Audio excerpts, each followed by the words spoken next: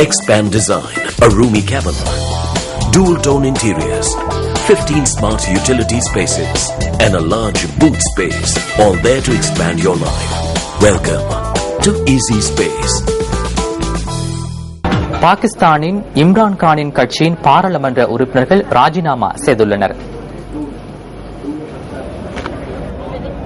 தேர்தலில் முறைகேடுகளை செய்து ஆட்சியை கைப்பற்றிய பிரதமர் நவாஸ் ஷெரீப் பதவி விலக வேண்டும் மற்றும் பாராளுமன்றத்தை கலைத்துவிட்டு மறுதேர்தல் நடத்தப்பட வேண்டும் என்பன உள்ளிட்ட 14 அம்ச கோரிக்கைகளை முன்வைத்து தாகிர் உல் காத்ரி போராட்டங்களை நடத்தி வருகின்றார்.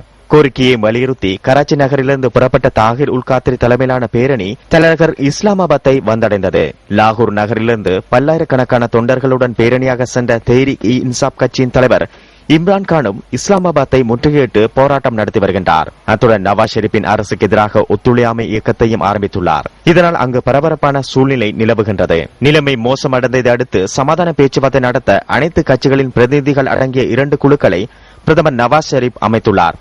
இருப்பினும் அரசுக்கு மேலும் அழுத்தம் கொடுக்கும் வகையில் நாடாளுமன்றம் மற்றும் மாகாண சட்டசபைகளில் உள்ள தங்கள் உறுப்பினர்களை வாபஸ் பெறுவதற்கு இம்ரான் கான் முடிவு செய்துள்ளார். நாடாளுமன்றம், பஞ்சாப் சட்டசபை, சிந்து சட்டசபை மற்றும் பலுசிஸ்தான் சட்டசபையில் உள்ள தங்கள் உறுப்பினர்கள் வாபஸ் பெறுவார்கள் என்றும் ராஜினாமா கடிதங்கள் அந்தந்த சபாநாயகர்களிடம் இன்று வழங்கப்படும் என்றும் கட்சியின் துணைத் தலைவர் ஷா மெஹ்மூத் குரோஷி அறிவித்துள்ளார்.